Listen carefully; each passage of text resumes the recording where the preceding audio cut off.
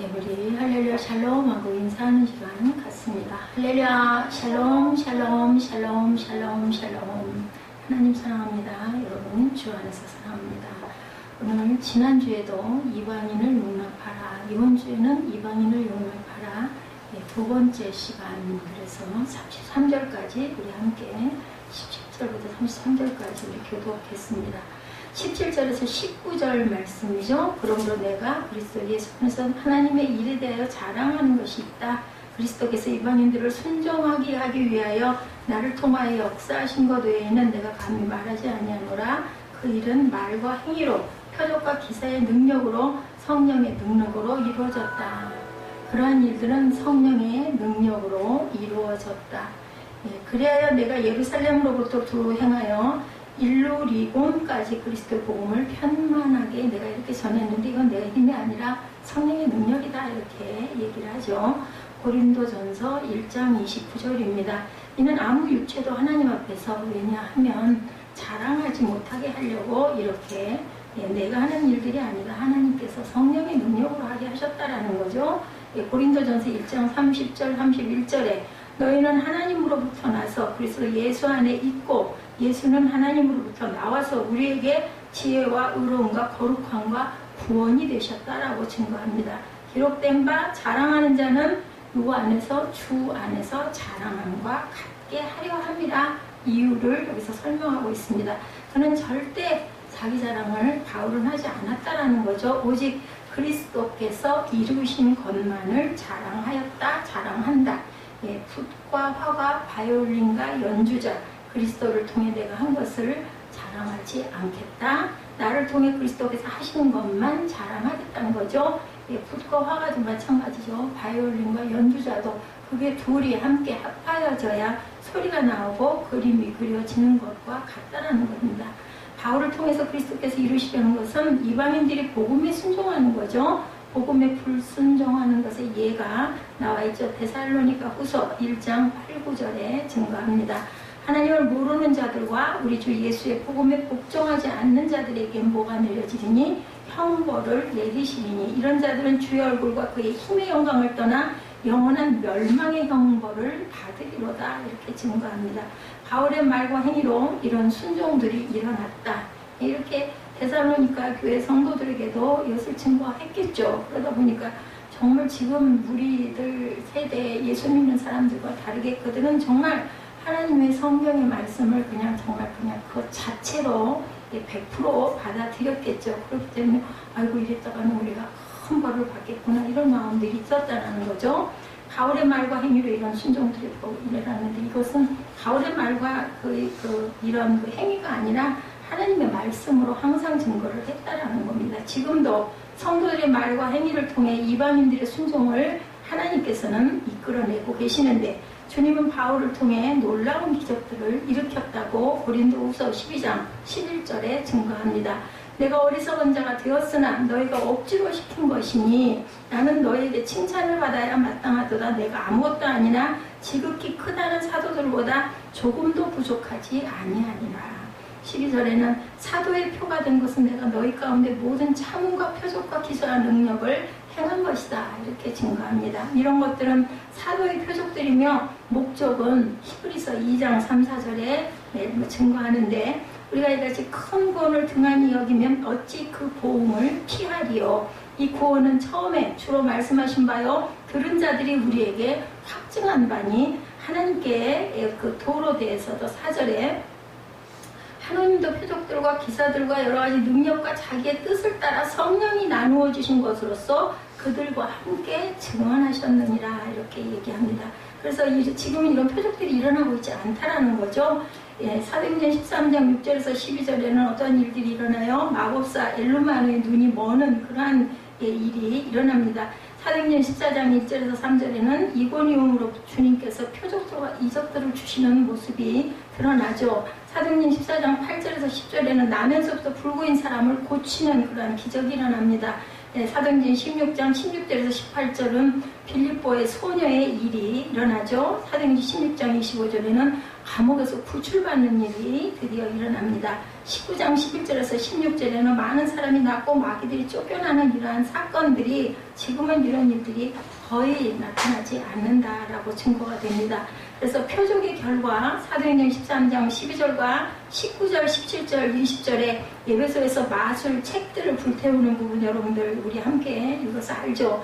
하나님 중심의 선교는 항상 하나님의 영에 의해서 이루어진다라고 시편 127편 1절, 스가랴 4장 6절에도 증거하고 있습니다. 예루살렘에서 일루리곤까지 직선거리가 2300km라고 하네요. 그리스도의 복음을 충만하게 그들은 그곳에 선포를 했고, 그래서 이제는 어디까지? 로마에 가려고 한다. 바울의 마지막 목표지는 로마였었죠. 그는 하나님의 은혜의 복음을 증언하고, 사도행전 20장 24절에 너무 잘 아는 말씀이죠. 내가 달려갈 길과 주 예수께 받은 사명, 하나님의 은혜의 복음을 증언하는 일을 마치려 하면은 나는 생명조차 조금도 귀한 것으로 여기지 아니한다. 이런 자세를 갖고 있으면 두려운 게 뭐가 있겠어요. 죽으면 천국, 살면 하나님의 사명, 이런 마음이죠. 하나님의 모든 계획을 이렇게 해서 알립니다. 사도행전 10장 17절에 이는 내가 왜 거리끼지 않고 하나님의 뜻을 여러분에게 전하였습니다. 내 생명과 아무 상관없다는 거죠. 그래서 주님의 명령이 어때서 모든 것을 가르치라고 마태복음 28장 20절이죠. 내가 너희에게 분부한 모든 것을 가르쳐 지키게 하라. 볼지어다 내가 세상 끝날까지 너희와 항상 함께 하리라. 모든 것을 가르쳐 지키게 하는데 그 대신 내가 너랑 함께 할게. 너는 그저 내가 시키는 걸 하면 돼. 이 얘기입니다. 종이 상전이 시키는 거 그대로 하기만 하면 되지. 무슨 자기가 자기의 능력이나 이런 거 생각할 필요가 없는 거죠. 할 수 있는 거 시킬 것이니까. 그래서 그의 사역은 매우 효과적이었다. 이렇게 우리 지금 후대에서들 다들 증거합니다. 솔직히 말해서 신약의 모든 교회들은 바울에 의해서 개척이 되고 세워지죠. 그래서 보니까 3차 선교 여행 때에 예외소에서 장기적으로 머물죠. 그 결과 어떻게 됐어요? 사도행전 19장 10절에 보니까 2해 동안 이렇게 하니 아시아에 사는 자가 유대인이나 헬라인이나 다 주의 말씀을 듣더라. 그렇게 해서 교회가 세워지죠. 이와 같이 주의 말씀이 힘이 있어 흥왕하여 세력을 얻는다. 에베소 교회가 세워지는 역사가 일어납니다. 오늘 본문 20절에서 21절 보니까 또 내가 그리스도의 이름을 부르는 곳에는 복음을 전하지 않기를 힘썼노니 어때요? 이는 남의 터 위에 건축하지 아니하겠다. 그래서 대개들 목사님들이 어떤 개척을 하거나 할 때 교회가 없는 곳을 기도하고 찾으신다고들 하죠. 요즘에는 너무 교회들이 많기 때문에 아닌 데를 찾아가려고 하면 산골이나 정말 교회가 전혀 없는 그런 데를 일부러 가지 않는 한은 어쩔 수가 없이 어떤 곳은 상가에 한 상가 안에 2-3개씩도 한 층에 2개씩도 있는 그런 경우가 있습니다. 기록된 바 주의 소식을 받지 못한 자들이 볼 것이요 듣지 못한 자들이 깨달으리라 함과 같으니라. 아닌 곳에 가서 증거하겠다. 바울은 아직 그 부분을 굉장히 강조합니다. 고린도후서 10장 14, 15절에도 이렇게 말씀합니다. 우리가 너에게 미치지 못할 자로 스스로 지나쳐 나간 것이 아니오 그리스도의 복음으로 너희에게까지 이른 것이라. 우리는 남의 수고를 가지고 분수 이상의 자랑을 하는 것이 아니라 오직 너희 믿음이 자랄수록 우리의 규범을 따라 너희 가운데 더욱 풍성해지기를 바라노라. 우리는 남의 수고를 가지고 분수 이상 자랑하지 않겠다. 이는 남의 규범으로 이뤄놓은 것으로 자랑하지 아니하고 너희 지역을 넘어 복음을 전하려 함이라. 이미 복음적인 교회가 있는 곳에는 가지 않겠다라는 거죠. 그리고 이사야 52장 15절에도 그가 나라들을 놀라게 할 것이며 왕들은 그로 말미암아 그들의 입을 봉하려니 이는 그들이 아직 그들에게 전파되지 아니한 것을 볼 것이요 듣지 못한 것을 깨달음이라. 듣지 못하고 전파되지 않은 곳에 우리는 항상 하나님 말씀을, 그래서 지금 이방 선교가 굉장히 왕성하게 교회들마다 선교사들을 파송하고 기도하고 있죠. 로마서 15장 오늘 본문 22절의 말씀이죠. 바울은 하나님의 섭리하에 로마에 가지 못했다라고 증거합니다. 로마서 1장 13절에 증거하고 있죠. 오늘 본문 22, 3, 4절에는 그러므로 또한 내가 너에게 가려 하던 것이 여러 번 막혔더니 이제는 이 지방에 일할 곳이 없고 여러 해 전부터 언제든지 성 안으로 갈 때 너희에게 가기를 바라고 있었으니 이는 지나가는 길에 너희를 보고 먼저 너희와 사귐을 얼마간 기쁨을 가지는 위해 너희가 그리로 보내주기를 바랍니다. 근데 막혔다. 로마서 1장 13절에 형제들아 내가 여러 번 너에게 가고자 한 것을 너희가 모르기를 원하지 않는다. 너희는 알아야 된다. 내가 굉장히 노력했다. 이는 너희 중에서도 다른 이방인 중에서와 같이 열매를 맺게 함이로다. 지금까지 내가 길이 막혔도다. 이렇게 증거합니다. 그러나 이제 3차 선교 여행을 통해 해야 할 일을 마치고 로마에 가고자 한다. 로마서 1장 9절에서 13절에 내가 그의 아들의 복음 안에서 내 심령으로 섬긴 하나님이 나의 증인이 되시거니와 항상 내 기도에 쉬지 않고 너희를 말한다는 늘 너희를 위해서 기도했다는 거죠. 어떻게 하든지 이제 하나님의 뜻 안에서 너희에게로 나아갈 좋은 길 얻기를 구하노라. 내가 너희 보기를 간절히 원하는 것은 어떤 신령한 은사를 너에게 나누어주어 너희를 경고하게 하려 합니다. 신령한 은사를 너에게 나누어주려고 내가 너희한테 가기를 원하니 12절에 이는 곧 내가 너희 가운데 너희와 나의 믿음으로 말미암아 피차 안위함을 얻으려. 피차라고 그랬어요. 내가 뭐 그냥 너만 주겠다는 것도 아니고 내가 너희에게 전하면서 그가 뭐랄까 위로를 받기 원하는 거죠. 안위함을 얻으려 합니다. 그의 최종 목표는 스페인이었죠. 그곳에 가면서 로마를 방문하기를 원했다는 겁니다. 그렇게 계획을 세웠지만 그는 결국 로마로 어디로 몰로 와요? 죄수로 가게 되죠. 하나님께서는 언제라도 우리의 계획을 수정하신다. 보면 하나님의 방법은 묘하게 그 목표를, 그래서 우리에게 뭘까 모를 때는요 흐름을 가만히 생각해보고 그냥 좀 잠잠하게 기다릴 필요성도 있습니다. 오늘 본문 25, 6절에 그러나 이제는 내가 성도를 섬기는 일로 예루살렘에 가노니 이는 마게도냐와 아가야 사람들이 예루살렘 성도 중 가난한 자들을 위하여 모였기 때문에 얼마를 연보하였습니다. 항상 바울은 그냥 가지 않고 어느 곳에 가면은 모았던 연보를 전달하니 그곳에 있는 사람들은 바울이 기쁘겠죠. 이런 기쁨을 주려고 항상 노력했던 그러한 바울이었다. 그는 베드로와 야고보와 요한이 말해준 것을 결코 잊지 않습니다. 갈라디아서 2장 10절이죠. 다만 우리에게 가난한 자들을 기억하도록 부탁하였으니 이것은 나로 본래부터 힘써 행하여 왔노라. 무엇을 연보하기를 항상 힘써 행했다라는 거죠. 이 유대인 성도들은 굉장히 어려운 가운데 있었기 때문에 마게도냐와 아가의 성도들이 이들을 위해서 연보를 하였다. 고린도전서 16장 1절에서 4절에 증거합니다. 성도를 위하는 연보에 관하여는 내가 갈라디아 교회들에게 명한 것 같이 너희도 그렇게 하라. 매주 첫날에 너희 각 사람이 수입에 따라 모아두어서 내가 갈 때 연보를 하지 않게 하라. 내가 이를 때 너희가 인정한 사람에게 편지를 주어 너희의 은혜를 예루살렘으로 가지고 가게 하리니 만일 나도 가는 것이 합당하면 그들이 나와 함께 가리라. 고린도후서 8, 9절에도 증거합니다. 바울은 자기가 이들을 격려한 일은 말하지 않습니다. 고린도후서 8장 2절이죠. 환난의 많은 시련 가운데 그들이 넘치는 기쁨과 극심한 가난이 그들의 풍성한 연보를 넘치도록 하게 하였느니라. 3절에는 내가 증언하노니 그들이 힘대로 할 뿐 아니라 힘에 지나도록 자원하고 이 은혜와 성도 섬기는 일에 참여함에 대해 우리에게 간절히 구하니 5절에 우리가 바라던 것뿐 아니라 그들이 먼저 자신을 죽게 드리고 또 하나님의 뜻을 따라 우리에게 주었더라. 자신도 죽게 드렸다는 거예요. 9장 5절에 보니까 그러므로 내가 이 형제들로 먼저 너에게 가서 고린도후서 9장 5절입니다. 너희가 전에 약속한 연보를 미리 준비하게 하도록 권면하는 것이 필요한 줄로 생각하였느니 이렇게 준비하여야 참 연보답고 억지로가 아니노라. 절대로 억지로 우리 헌금은 억지로 할 일은 아닙니다. 6절에 이것이 곧 적게 심는 자는 적게 거두고 많이 심는 자는 많이 거둔다는 말이로다. 굉장히 중요한 말씀이죠. 이것을 자원하여 하는데 심은 대로 거두리라는 얘기입니다. 왜 예루살렘의 유대인들은 이렇게 핍절한 가운데 있었을까? 이들은 처음에 주님의 재림이 임박한 줄 알고 자신들의 전 재산을 팔아가지고 다 하나님께 드렸어요. 그리고 나누죠. 사도행전 24절 잘 아시죠? 재산과 소유를 팔아 각 사람의 필요를 따라 나눠주며 이렇게 나타납니다. 믿는 사람이 함께해서 모든 물건을 또한 통용했다. 이것이 왜냐하면 예수님의 재림이 이제 가까웠기 때문에 내가 뭐 사유재산 갖고 있을 필요가 뭐가 있느냐 하고 자발적으로 자원하여서 자기의 모든 재산을 나누고 그리고 서로 통용했다. 그리고 스데반 사건 이후에 핍박이 임하게 되죠. 또 하나는 기근 때문이기도 했다라고 11장 사도행전 11장 27절에서 30절까지 증거합니다. 27절에 보니 이방인 성도들은 유대인들에게 선물 주는 것을 기쁘게 여겼다. 로마서 오늘 본문 27절이죠. 저희가 기뻐하였거니와 또한 저희는 그들에게 빚진 자니 만일 이방인들이 그들의 영적인 것을 나눠 가졌으면 육적인 것으로 그들을 섬기는 것이 마땅하니라. 여기서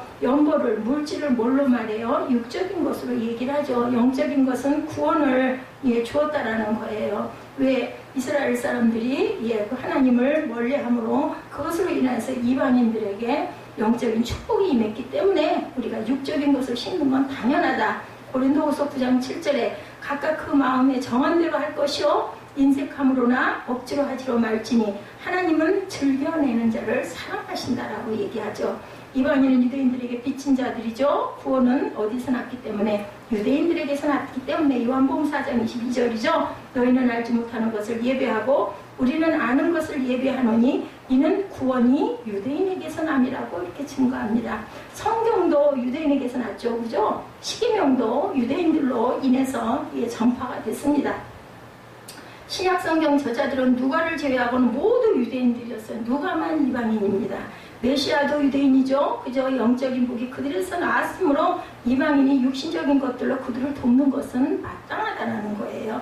예루살렘의 화평을 위해서 그리고 기도하라. 시편 122편 6절에도 예루살렘을 위하여 평안을 구하라. 예루살렘을 사랑하는 자는 형통하리로다. 오늘 우리 함께 묵상한 부분이 시편 122편입니다.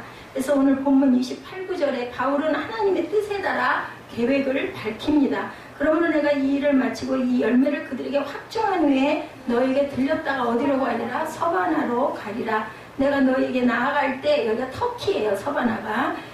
그리스도의 충만한 복을 가지고 갈 줄을 아노라. 선물을 내가 전달한다고 연보죠. 그리스도의 복음의 충만한 복과 함께 로마 성도들에게 내가 갈 것이다. 로마 성도들의 도움으로 거기서 스페인에 복음을 선포하러 가겠다라는 거죠. 근데 중도에서 거기서 그만 로마에서 죽는 사건이 일어나죠. 여기에 열매는 사랑의 선물이라고 빌립보서 4장 17절이죠. 내가 선물을 구함이 아니요 오직 너에게 유익하도록 풍성한 열매를 내가 구한다. 바울은 안전하게 선물을 전달하는 것을 자신의 사명으로 늘 삼았다라는 겁니다. 또 로마에 가되 그리스도의 복음의 충만한 복과 함께 가려고 하였다. 그는 복음을 선포하고 복음대로 살았고 복음에 잠겼으며 복음을 위해 구별되었다. 로마서 1장 1절입니다. 예수 그리스도의 종 바울은 사도로 부르심을 받아 하나님의 복음을 위하여 택정함을 입었으니 이렇게 증거합니다. 바울은 곧 복음의 충만한 복 자체였다라는 거죠. 오늘 본문 30절에서 33절에는 바울의 기도가 요청되어 있는 부분이 나타납니다. 형제들아 내가 우리 주 예수 그리스도와 성령의 사랑으로 말미암아 너희를 권하노니 너희 기도에 나와 힘을 같이하여 나를 위하여 하나님께 빌어 나로 유대에서 순종하지 아니하는 자들로부터 건짐을 받게 하고 또 예루살렘에 대하여 내가 섬기는 일을 성도들이 받을 만하게 하고 나로 하나님의 뜻을 따라 기쁨으로 너희에게 나아가 너희와 함께 편히 쉬게 하라. 평강의 하나님께서 이 모든 사람과 함께 계실지어다. 기도해달라는 거죠. 주 예수 그리스도와 성령의 사랑으로 인해 그는 로마 성도들이 자기와 함께 기도로 함께 동참할 것을 늘 간청합니다. 굉장히 겸손한 그런 마음이죠. 30절에는 삼일체 하나님이 모두 언급되어 있죠. 형제들아 하고 내가 우리 주 예수 그리스도와 나오죠. 성령의 사랑으로 그리고 너희에게 권한다. 이 세 가지가 함께 드러나는 거죠. 이래서 불신 유대인들에게서 구출받는 것, 어디서나 이들의 공격의 대상이 되었다라고 사도행전 21장에서 23장 그 사이에 나타나는데 잘 전달되는 것, 성도들이 받아들이는 것, 로마에 도착하는 것, 하나님의 뜻은 그가 죄스러워하는 것이었다라고 빌립보서 1장 12절에 증거하죠. 그래서 연보를 잘 전달하고 그것을 성도들이 잘 받아들이고 그 본인은 로마에 도착하는 것이 항상 자신의 목표였습니다. 빌립보서 1장 12절에 형제들아 내가 당한 일이 도리어 복음 전파의 진전이 될 줄을 너희가 알기를 원하노라 이렇게 얘기합니다. 그는 기쁨으로 로마에 갔다. 사도행전 28장 14, 5절이죠. 거기서 형제들을 만나 그들의 청함을 받아 이래를 함께 머무르니라. 그래서 우리는 이와 같이 로마로 가니라.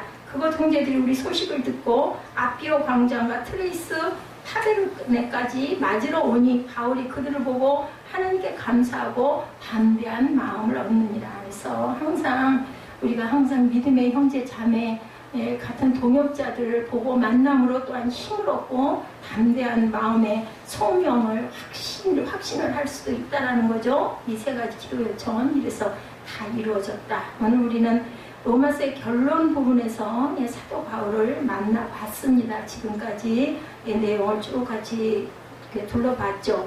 바울은 로마서 9장에서 자기 민족을 향해서 절규하고 있었죠. 선택받지 못한 이방인들은 회개하고 예수께로 돌아와 구원을 받는데 선택받은 이스라엘은 메시아를 거부했죠. 그리고 복음을 거부했습니다. 구원을 거부하는 것을 생각하면 정말 바울은 너무너무 안타깝고 마음이 아프다. 이방인들은 이렇게 반기고 기뻐하는데 유대인들은 그것을 모두 다 거부하는 게 거의 그냥 바울은 내가 차라리 죽는 게 낫다고 할 정도로 마음이 안타깝다라는 거죠. 로마서 9장 1, 2절에 사도 바울은 내가 그리스도에게서 참말을 하고 거짓말을 아니하노라. 내가 큰 힘이 있는 것과 마음이 그치지 않은 고통이 있는 것을 내 양심이 성령 안에서 나와 더불어 증언하노니 나의 형제 곧 고륙의 친척을 위하여 내 자신이 저주를 받아 그리스도에게서 끊어질지라도 원한다. 내가 그리스도에게 끊어질지라도 내 가족, 내 친척, 내 고륙들이 예수 믿기를 원한다라는 아주 간절한 마음을 9장 1, 2절에 증거했었습니다.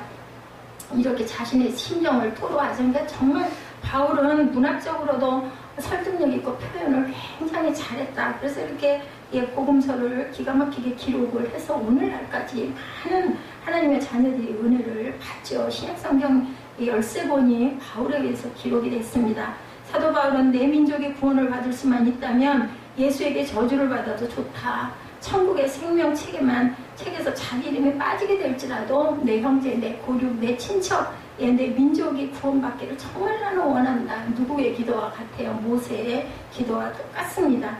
사도 바울의 고통은 사랑하는 자기 민족을 위해서 일할 수 없다. 그는 이방인을 위한 사도로 부름을 받았기 때문에 그렇기 때문에 그들에게 은혜를 베풀고 구원을 하면서도 내 친척, 내 고륙, 내 민족이 내 말을 정말 안 들으려고 회당 가서 말씀 증거하다가 막 잡으러 쫓아다니고 도망다니고 그죠? 추방당하고 두들겨 맞고 그죠? 버림받고 막 이런 일들이 그렇게 일어나니까 너무너무 마음이 아프다라는 거죠.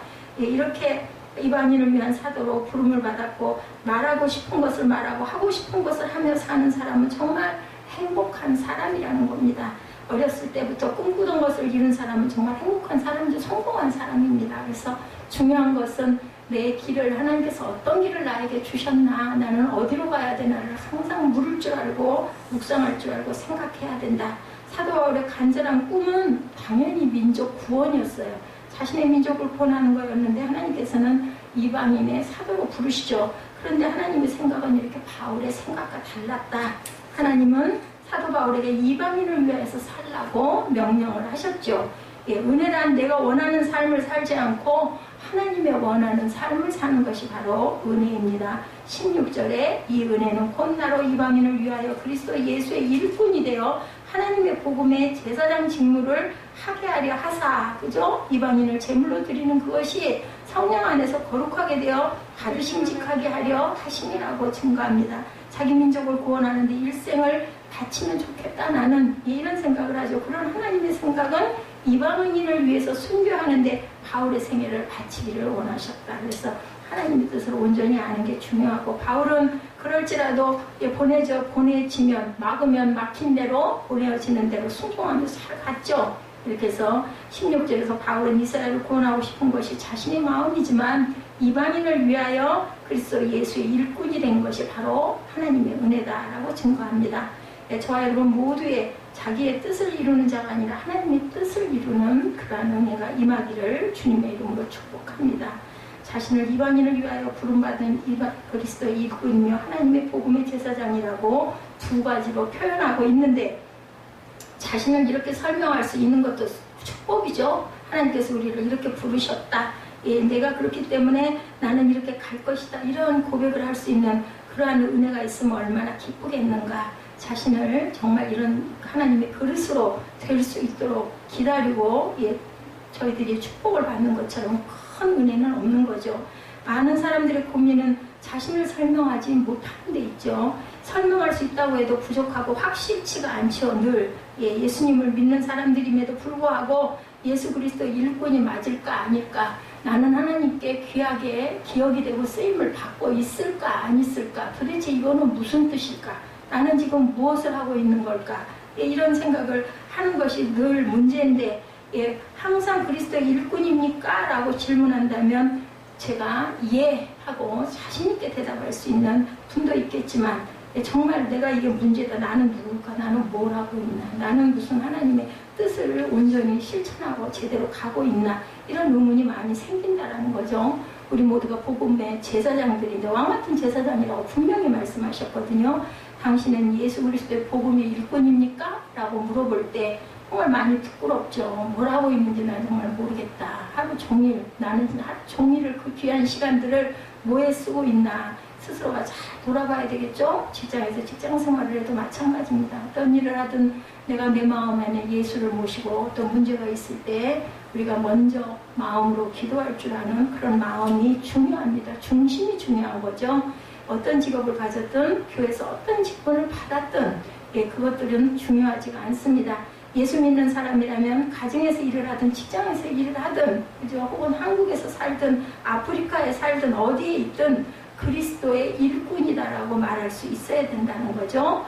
이 말을 할 수 없기 때문에 우리 인생이 정말 불확실하고 그리고 희미하고 그리고 우리가 불안하다는 거예요. 우리가 항상 깜깜한 길 갈 때 길 앞이 헤드라이트가 확 비치면 뭐 겁이 없이 갈 수 있는 깜깜해가지고 아무것도 안 보이거나 안개가 끼면은 앞으로 한치도 진행을 할 수가 없죠. 예수 그리스도의 일꾼이라고 누가 물어볼 때 저는 대통령인데요, 저는 장관인데요, 저는 사장인데요, 그렇게 말할지 모르지만 그것이 다가 아닌 거죠. 하나님은 그 임무를 주심으로 거기에서 하나님을 드러낼 수 있어야 된다라고 항상 말씀하시는 게 가장 중요하다는 거죠. 바울은 그래서 나는 예수 그리스도의 일꾼이라고 늘 대답을 합니다. 더욱 중요한 것은 누구의 일꾼이다? 이방인의 일꾼이라고 자기의 헌신의 대상을 분명히 알고 밝히고 있다. 예수 믿는 한 자매가 불교를 믿는 집안에 시집을 갔습니다. 제사를 지내야 하는데 예수를 제대로 믿을 수 없는 환경이었죠. 불교를 믿기 때문에. 그러나 그녀는 나는 이 집에 보내진 선교사다라고 이렇게 생각을 하고 20, 30년을 버티고 살겠다고 다짐합니다. 30년 후에 그 집안이 예수 믿는 가정으로 변할 것이라는 확신을 가지고 길게, 그죠? 그녀는 그리스도의 일꾼인 거죠. 그런 경우에 우리가 직장 생활을 할 때 하나님이 나를 이 직장에 보내주셨다. 내가 월급을 반으로 줄여도 상관없다. 나는 월급을 받으러 온 사람이 아니다. 나는 이 직장에 있는 많은 사람들을 분명하게 하나님의 복음의 자녀들로 삼을 것이다. 이게 바로 복음의 제사장이죠. 바울은 이 생각이 분명했다는 거죠. 그 생애를 이스라엘을 구원하는 데 쓰고 싶은 생각만 온전히 차 있었다. 사도 바울이 이스라엘을 구원하고 싶어하는 생각을 이해하지 못한다면 로마서를 또한 이해할 수가 없습니다. 이것은 이렇게 비유할 수가 있죠. 어떤 한 가정에 딸이 있었는데 딸과 아버지의 관계가 좋아서 딸은 나는 시집가지 않고 아버지와 함께 살 거야 라고 이렇게 말합니다. 그러나 나이가 들어서 미국으로 시집을 가야 하는 상황이 되었을 때 그 딸의 심정, 바로 이것이 하나님의 마음일 수 있고 바울의 마음일 수가 있다는 거죠. 자기의 사랑하는 동족을 두고 이방인에게 가서 복음을 전해야 하는 기가 큰 심정이 바로 로마서에 이렇게 표현되어 있습니다. 그래서 우리는 항상 하나님의 음성을 듣는 자들이 되어야 되겠다라는 거예요. 바울은 자신과 같은 사람을 사용해서라도 이방을 구원하려고 하시는 하나님 아버지의 심정을 알고 있었다. 부모의 심정이죠. 그 어떤 그 교회, 그 어떤 사임한, 어떤 교회를 그 사임한 목사님 얘기입니다. 그분은 사람들의 눈치를 보지 않는 사람이었다고 그래요. 그래서 농촌 목회를 위해서 충북 보은으로 떠난다고 했을 때 큰 교회에서 일해달라고 여러 군데서 초청을 했다고 그러네요. 그런데도 그는 웃으면서 나는 가야 합니다 라고 얘기를 하고 아주 정말 그 시골 꼴짜기로 그런 그 모든 그 중심에 좋은 교회에서 일할 수 있는 기회를 다 버리고 떠나는 그런 분을 보고 이 목사님이 굉장한 은혜를 받았다라는 그러한 그 예화가 올라와 있습니다. 정말 그 웃으면서 거절하는 사람이 정말 무섭다. 가기로 결정하고 인사까지 했지만 정말 그를 향한 미련이 굉장히 남았었는데 다시 한 번 또 물어봤대요. 그곳에 가면 집도 없고 차도 없고 아무것도 없는데 어떻게 살려고 하느냐라고 물어봤더니 이곳에 있으면 좋지 않겠냐. 여기 있으면서 다른 선교지로 또 파송을 받을 수도 있고 해외로 나갈 수도 있다. 근데도 그는 웃으면서 대답했다고 합니다. 하나님이 저를 거기로 가라고 부르십니다. 이런 확신 있는 대답을 할 수 있는 것 얼마나 감사할까. 우리는 거의가 다 인간적으로 생각을 합니다. 과연 거기 가면 목회가 잘 되고 사람들이 많이 올 수 있을까? 그런 곳이 어디 있을까? 이런 생각을 하게 되는데 이렇게 온전하게 기도하시는 분들은 정말 깜깜하고 세상 사람들이 보기에는 미련한 짓인 것 같은 곳을 아주 그냥 정말 확신 있게 갈 수 있는 그러한 그 마음, 하나님과의 합한 마음이 정말 귀했다. 이 목사님의 그 간증을 통해서 저도 참 부러운 생각을 했습니다. 그 목사님은 이렇게 하나님의 음성을 분명히 듣는 분이었다. 그렇기 때문에 가난도 무섭지 않고 뭐 차가 없든지 뭐 집이 없든지 상관없다. 나는 무조건 갈 것이다. 나는 가리라죠. 주의 길을 가리라. 사도 바울도 이런 사람이었다는 거죠. 오직 자기가 해야 할 일은 3, 4만 명이 있는 그 지역에 그 3, 4만 명이 있는 그 지역에 가서 예수를 전하는 조그만한 그런 곳을 내가 찾아갈 것이라는 거죠. 목사라는 자격을 포기하고 농사꾼이 되어서 그 동네에 들어가서 나는 농사를 지면서 하나님의 복음을 전하겠다라고 얘기했다는 거죠.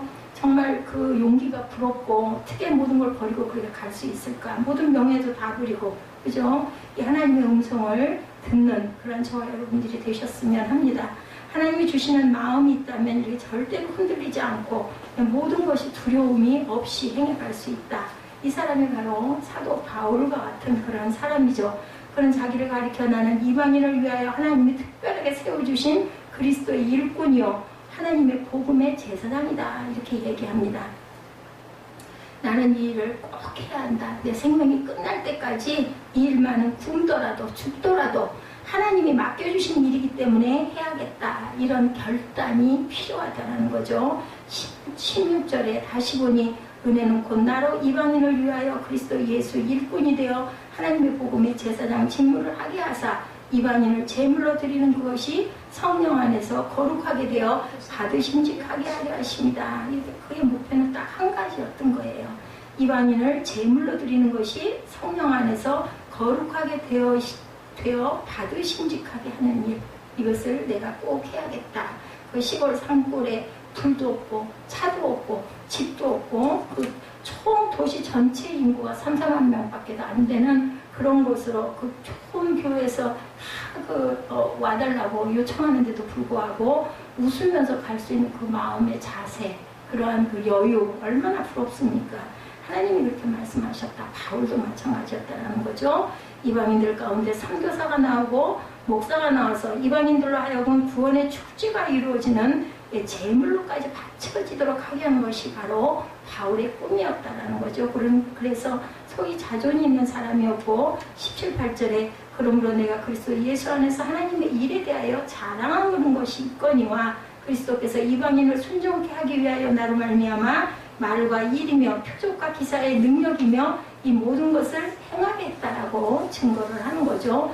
그것이 다 모두 다 뭘로 성령의 능력으로 역사하신 것 외에는 내가 감히 말하지 아니하노라. 그래서 3층 하늘에 올라갔을 때도 입을 꼭 다물었다가 마지막에 아주 조심스럽게 얘기를 하죠. 내가 봤던 것 같기도 하고 누군가가 본 것도 같고 아닌 것도 같고 어떤 곳에 내가 이끌려 갔더니 본인이라고 안 합니다. 어떤 사람이라고 표현을 할 정도로 이는 정말 그런 부분에 조심을 했고 말을 아꼈던 바울이었다. 성령의 능력으로 역사하신 것 외에는 내가 말하지 않고 싶다는 거죠. 절제하겠다는 거죠. 성령께서 꼭 말하라고 하는 것만 내가 얘기하겠다.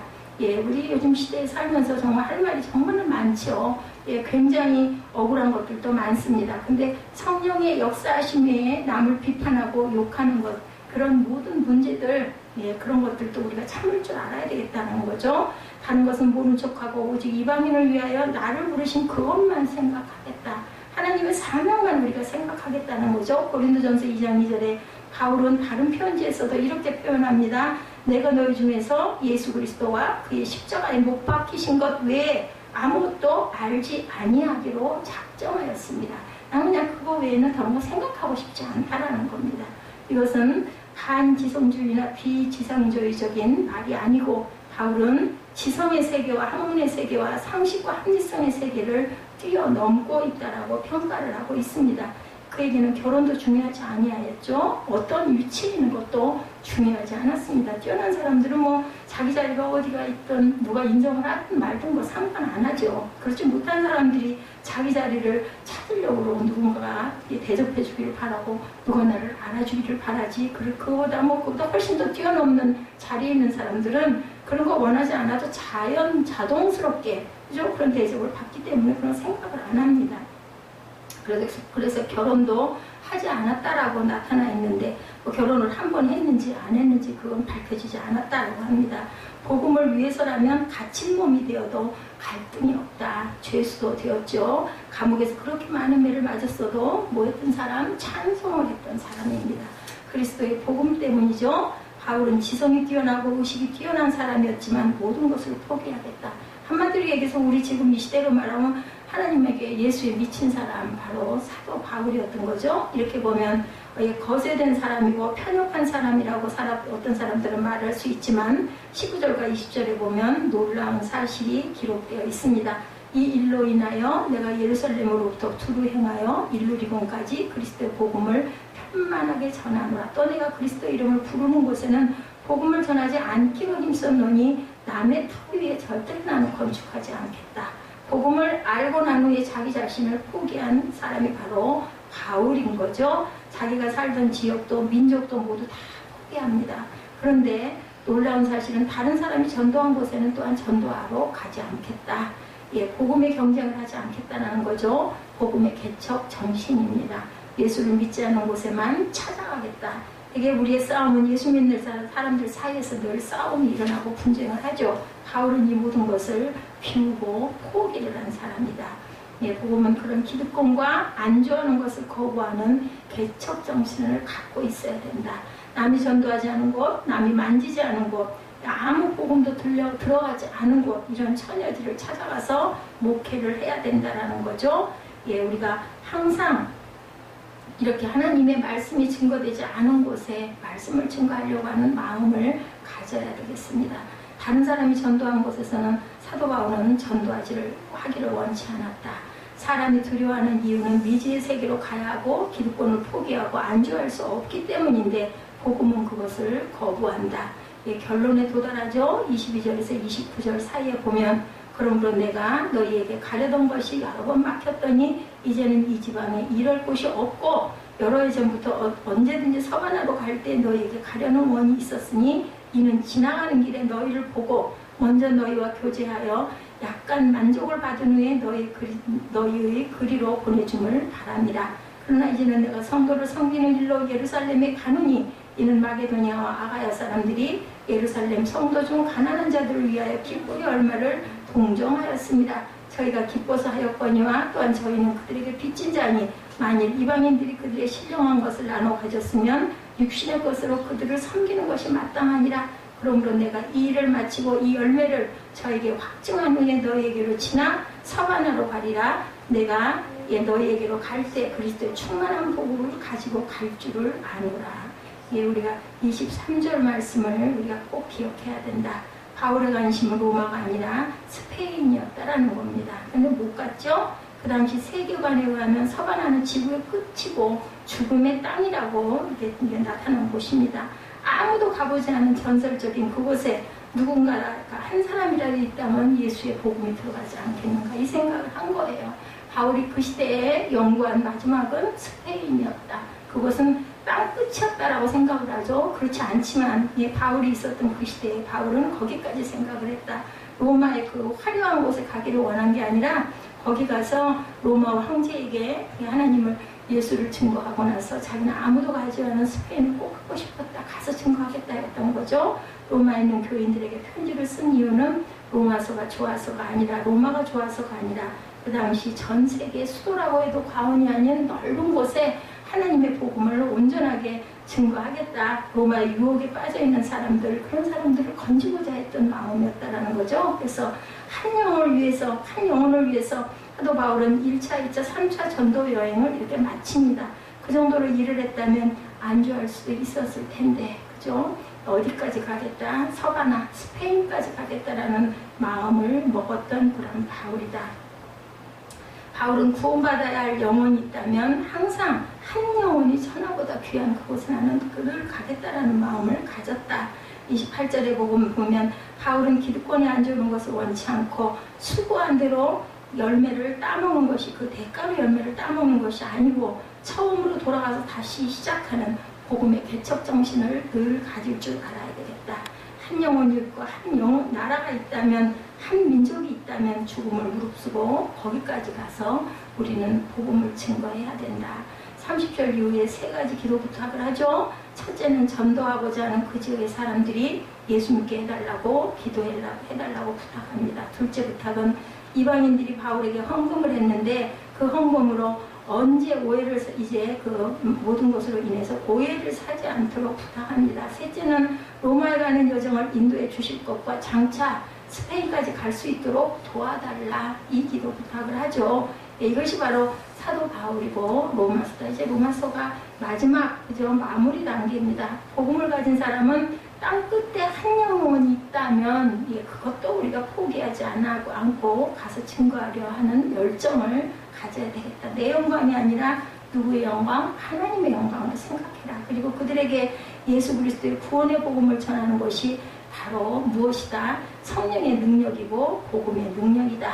이 뜨거운 심장, 그 바울의 심장이 저와 여러분의 혈관 속에 똑같이 사랑으로 성령으로 맥박치기를 주님의 이름으로 부탁합니다. 우리 찬양하시고 결단하는 시간을 갖도록 합니다.